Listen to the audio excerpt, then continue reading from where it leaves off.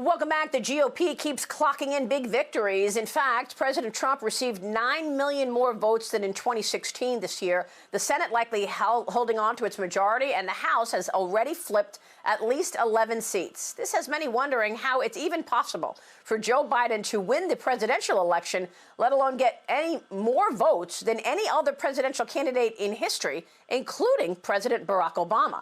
Congressman Jim Jordan is with me, and he is trying to answer that question. He is the ranking member on the House Judiciary Committee. He issued a report in September warning about widespread voter fraud, and he joins me now. Congressman, thanks very much for being here. You bet. Good to be with you, Maria. Tell me about the congressional races. We continue to see the GOP flipping seats. What's your reaction to that, and how do you assess the most recent election?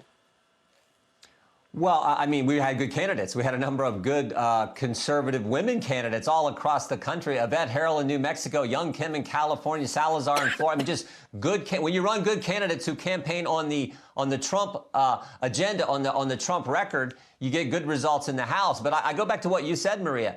If someone would have told us before the election all those facts you just recited, that we would pick up 10, 12, 13 seats in the House. We'd keep control of the Senate. Every state legislature that we would control would stay in Republican control, and we'd pick up more.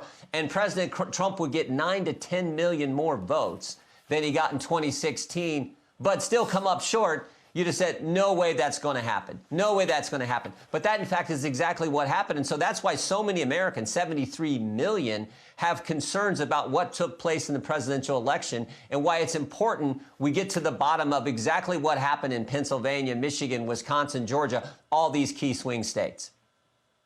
Yeah, I mean, you heard what Rudy Giuliani said earlier in the program. He and Sidney Powell are investigating the Smartmatic software and the Dominion voting machines, because they do believe, and they say they have evidence, that there were backdoors and the votes were manipulated to turn Trump votes into Biden votes. Where are we on that? And what do you see in terms of the outcome here of this investigation into voter fraud?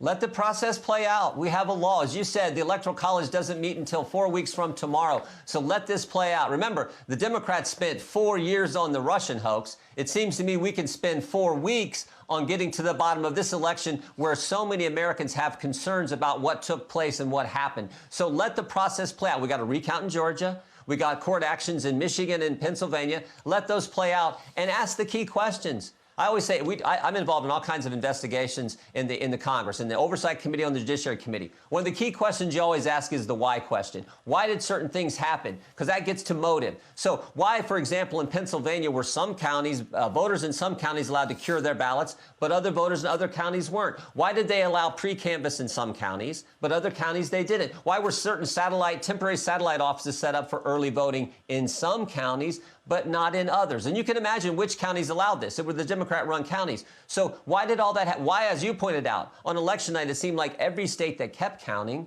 President Trump won. But all the states that halted counting for a while, he wound up losing. Why did that happen? And then maybe the most important question, why don't Joe Biden and the Democrats want to find out? Why did they keep observers out from seeing what was going on in these counts, which they're permitted to be there by law? So those are the fundamental questions. And we should never forget it was Joe Biden who said, we want independent verification. So let's let the process play out so Americans can be confident as we move forward in our election system. Yeah.